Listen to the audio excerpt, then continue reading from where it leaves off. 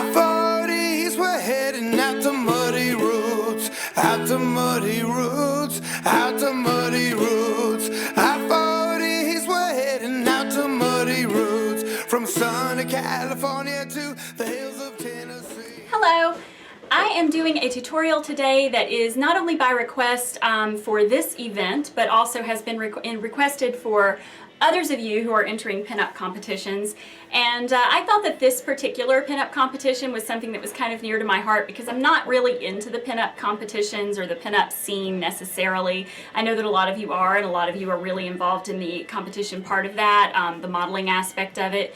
So I haven't really done any videos specifically for pageants in the past, but this video I wanted to kind of contribute a little bit because it's Muddy Roots, which is a festival that is near and dear to my heart. I love roots music, and I love the fact that there's this whole festival surrounding it and celebrating it. It's kind of a nasty, dirty festival with a lot of beautiful hills and scenery all around it and great music. And this Miss Muddy Roots pageant has really progressed over the course of the last few years, and Sabina Kelly is actually the host this time. So I wanted to do this tutorial. My idea of Miss Muddy Roots is somebody who is a little bit more natural, a little less styled. It looks a little more like a Gil Elfgren, you know, one of his action pinups, one of the ones that would have been riding a bike or sitting on a fence. And because of that, I wanted to do something a little more natural. This to me still says a pinup pageant, but it is not it's not West Coast pinup. To me, this says more, I think my husband and I were discussing it earlier, this is more kissing cousins and fun girls from Mount Pilot, and you know, it really speaks of the area, and it speaks of where the event is not only located, but the music that the event is representing. And it's just natural, free, and easy curls and kind of glowy pinup makeup that will still show up from the stage, but won't look too matte, and it won't look too harsh in the humid daylight. So this was my idea of something that might be suitable for it, something I might like to see on one of the girls, or something I might do if I were to style one of the contestants. But hopefully all of you do your best and have a fun time styling yourself up, and hopefully you've all got your dress in place and you're excited. If you were to ask me what you should wear, which actually a lot of you have for pinup competitions in the past, and I'm not really into the pinup scene like I said, so I apologize if I haven't been as helpful as I probably could have been. But in this particular case, I would say something more along the lines of Ellie Mae or Daisy Mae would be better suited than maybe Dita Von Teese, or you know, some of the more structured, fitted wiggle dresses. I think that something that's more suitable for the Miss Muddy Roots pageant to me would be something maybe floral, slip dressy, you know, this is a play suit, something like this, maybe even maybe a Western style outfit I think would be super cute. You don't want to risk somebody else wearing the same thing as you, so just make sure you keep that in mind. And also I think even something really, really cute, like maybe a slightly more feminine, sexy set of overalls. What is something else? Even like a very modest slip type negligee, I think might be really, really cute if it was not sheer or anything like that. I think something like that with cowboy boots would be super cute. But that's just my ideas on it. Hopefully y'all like this look. If you do, stay tuned, listen, offer your advice to the girls and wish them the best. And if you have anything to add that you want to put in the comments, please do. And until then, I hope that all of you have a great Muddy Roots this weekend. I won't be able to be there, but I will be wishing you well. And that's all. We'll talk to you later. Bye.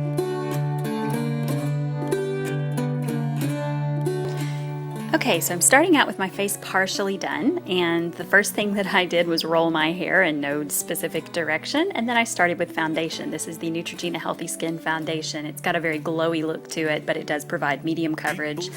And I also went ahead and filled my brows and applied my concealer. This is the Cover FX Concealer, which provides full coverage, but doesn't cake up, or it doesn't on me anyway. And then I also applied my blush.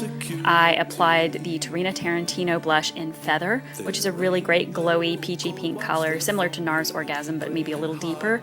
And then I also applied a highlighter on my upper cheekbones. That is the Senna Haute Nudes palette, which has this really great, kind of shimmery but not glittery highlighter. And I have applied my eyeshadow base. The eyeshadow base I used was the Color Tattoo in Barely Branded by Maybelline. And I'm applying a beige, kind of pale nude shadow all over my lid, from lid to brow. And then taking a fluffy blending brush, I am blending a taupe, pale taupe shade into the crease. And this is a NYX Trio. It's really super easy to find, but if not, just a pale taupe is fine. And then from there, I'm going to take a dark taupe color. This is similar to Satin Taupe by MAC, and it's by Senna. And I'm taking a very small crease brush by Pirouette Brushes and blending that into the crease and along the outer half of the outer edge of my lid. And I'm carrying that, you can see, blending it slowly towards the nose, but just kind of keeping the color concentrated on the outer edge where we will be building up the color.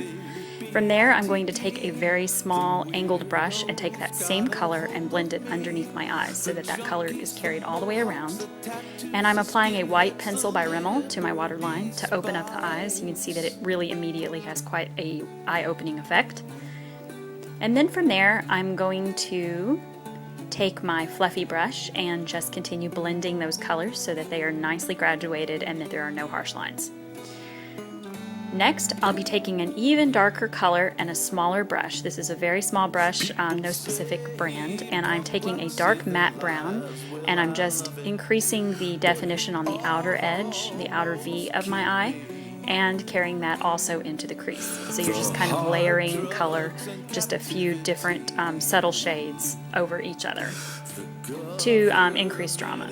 And then I'm taking my fluffy blending brush by Sigma and blending all of that together so that the colors have, again, no harsh lines at all. And anytime you feel like reapplying, like I'm doing now, I'm reapplying that matte brown to the outer edge because sometimes the blending can blend away the color a little more than you want it to. So just keep on repeating those last steps until you get it exactly the right definition that you're looking for. And this is a really excellent loose shadow by I Am Trouble. It was the Masumi Max line from Pinup Girl Clothing. I don't know if they still make it, but this color is called Sand, and you can just see, even on this lackluster camera, you can see how shimmery that is. And I'm applying that to the lid and to the inner corner. And it's just a very, very shimmery tan color is really what it is. It's a very sunny, glowy tan. And it is called Sand. And now I'm taking my e.l.f. liquid black eyeliner. This is a fabulous liquid eyeliner. It has one of the best brushes I've ever seen on a drugstore liquid eyeliner. And I'm making a very long and dramatic wing and then setting it with a black gel liner. So I made the wing initially with the liquid liner and then set it with the black liner. And the reason that this wing is so long is because the lashes we're using are very long. And you want the lashes and the wing to be about the same length when you're looking at yourself from straight on. And I'm taking my mascara. This is a product from Senna.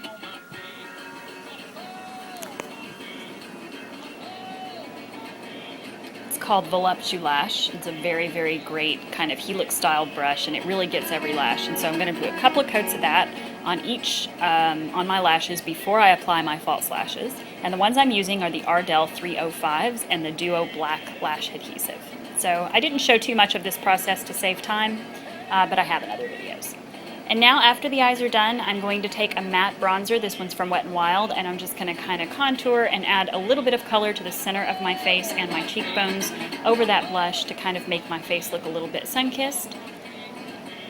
You can kind of see it in this lighting, not all that well. And then I'm going to take my lip primer. This one is also from Senna. And I applied that to the outer edges of my lips, and now I'm lining my lips in my Cherry lip pencil by MAC, and then filling it in with that same pencil to give it a stain. And now I'm using my favorite red lipstick. This is by NYX, and it is called Snow White. It has increasingly become more and more my favorite. It lasts a very long time, but it's very creamy and not drying, and I like the blue-red tone of it.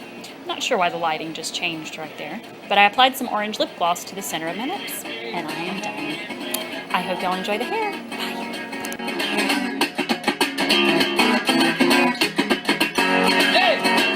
Anyway, so I'm going to remove these rollers. I have a hodgepodge of rollers in my hair, from soft rollers to foam rollers to pillow rollers to flexible rollers. And the main reason for that is because I just used whatever was in my bathroom at the time, and I realized that I didn't have enough of any particular kind of roller to do. It's going to look like a very, very tight curl, but keep in mind you've got a humid environment to work with, and if you don't have any curl already in your hair, this is going to be necessary for you to get the look. Anyway, the type of curls that I'm going for. I set my hair with a setting lotion. My setting lotion of choice right now is the Sahag, I think it's pronounced Sahag or Sahag, brand Nourishing Mousse. This stuff makes my hair hold up to humidity like you would not believe. I have been able to actually hold on to a set for a couple of days using this product, so I'll do a full review on it very soon. These curls at the bottom are going to be looser because I wanted to keep a little bit of length in my hair, and I used the larger rollers for that reason. Just kind of always keep those types of things in mind when you're rolling your hair. If you want the curl to be uniform all over your head, use the same size rollers. If you want there to be graduating, more natural styles of curls, then make sure that you use varying sizes of rollers. Okay, once all the rollers are out, kind of give it a little bit of a scratch all over your scalp to make sure you get some of that volume into your hair already. I'm going to take my Denman styling brush. I get asked all the time what kind of brush I use. This is a Denman styling brush. And I'm just going to take this brush and just start to brush through and break up these curls. And for once, I am not going to brush too much. I want to keep some curl in there. I want this to look like it's my natural. Now I'm going to take these curls that are on my forehead from my bangs, and I'm going to kind of make them look like they're on purpose.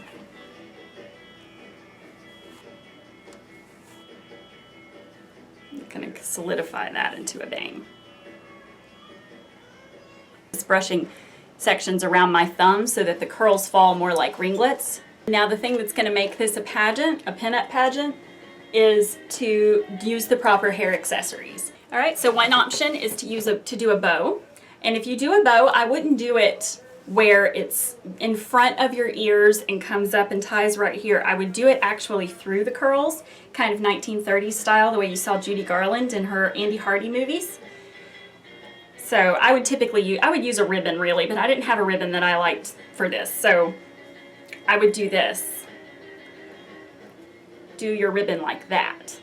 You see how that looks? It's so cute. Okay, so you do your ribbon like that, tie it to the side, and then pull some of these curls free and loose and just kind of really, really go with that loose hairstyle or that loose kind of look. Or you can do flowers, and if you do flowers, keep in mind the event, keep in mind the part of the country that you're in.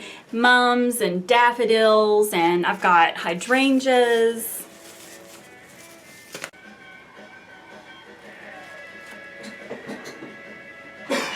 So that's what I suggest, and hopefully this came through for those of you who were suggesting it or who were requesting it, and hopefully I kind of made some valid points or something that was helpful to you, helpful and worth considering. And I wish you all the best. Come on now, bird.